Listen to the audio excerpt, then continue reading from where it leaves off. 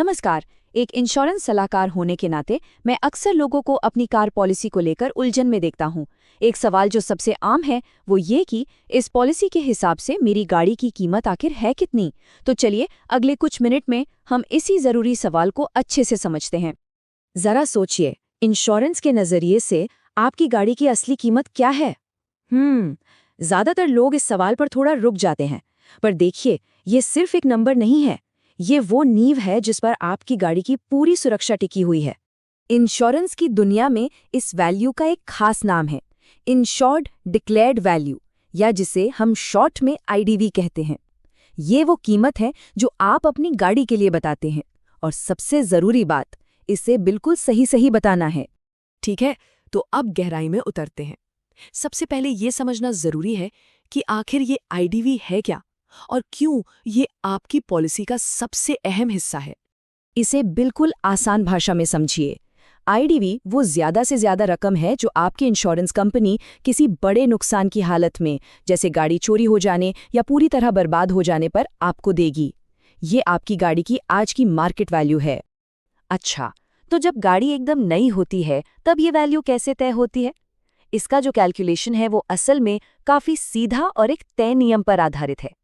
और ये एक बहुत ज़रूरी बात है, इसे ध्यान से समझिए। आईडीवी आपकी गाड़ी के ऑन रोड प्राइस पर नहीं, बल्कि हमेशा एक्स शोरूम प्राइस पर कैलकुलेट होती है। मतलब इसमें रजिस्ट्रेशन, रोड टैक्स और दूसरे खर्चे शामिल नहीं होते।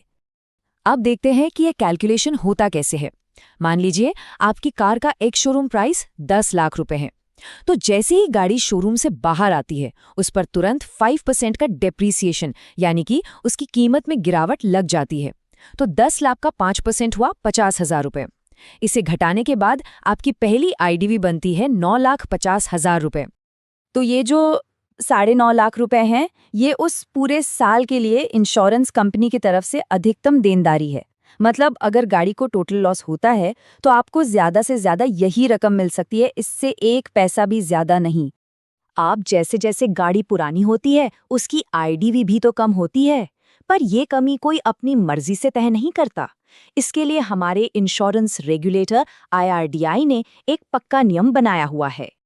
आपकी गाड़ी की वैल्यू हर साल एक तय प्रतिशत के हिसाब से घटती है, और पहले 5 सालों के लिए ये परसेंटेज बिल्कुल फिक्स है। ऐसा इसलिए किया गया है ताकि पूरी प्रक्रिया में कोई कंफ्यूजन ना हो और सब कुछ पारदर्शी रहे। ये नियम एकदम साफ है।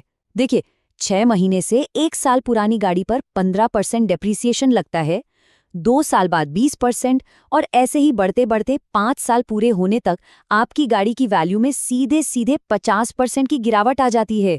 जी हाँ, सिर्फ 5 साल में इंश्योरेंस के नजरिए से गाड़ी की कीमत आधी हो जाती है। अब सवाल उठता है कि 5 साल बाद क्या?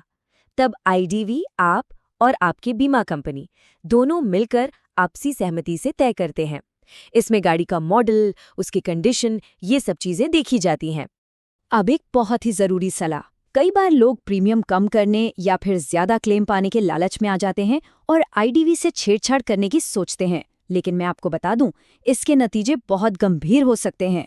तो क्या हम अपनी मर्जी से आईडीवी को कम या ज्यादा कर सकते हैं? कई लोग पूछते हैं। टेक्निकली शायद हाँ, लेकिन क्या ऐसा करना सही है? बिल्कुल नहीं। चलिए देखते हैं क्यों। देखिए, अगर आप थोड़ा सा प्रीमियम बचाने के लिए आईडीवी कम करवाते हैं तो टोटल लॉस होने पर आपको बहुत बड़ा आर्थिक नुकसान उठाना पड़ सकता है। और अगर आप सोचते हैं कि ज्यादा आईडीवी दिखाकर ज्यादा क्लेम ले लेंगे, तो आप गलत हैं। क्लेम के वक्त कंपनी पूरी जांच करेगी और नियमों के हिसाब से जो सही वैल्यू होगी सिर्फ वही देगी। आपको कोई फायदा तो होगा नहीं, उल्टे क्लेम में सिर्फ परेशानियां और देरी होगी। तो मेरी एक ही सलाह है, हमेशा नियमों का पालन करें। जो आधिकारिक डेप्रीसिएशन स्लैब है उसी के हिसाब से अपनी गाड़ी की वैल्यू तय करवाएं। यही सबसे सुरक्षित और सबसे सही तरीका है।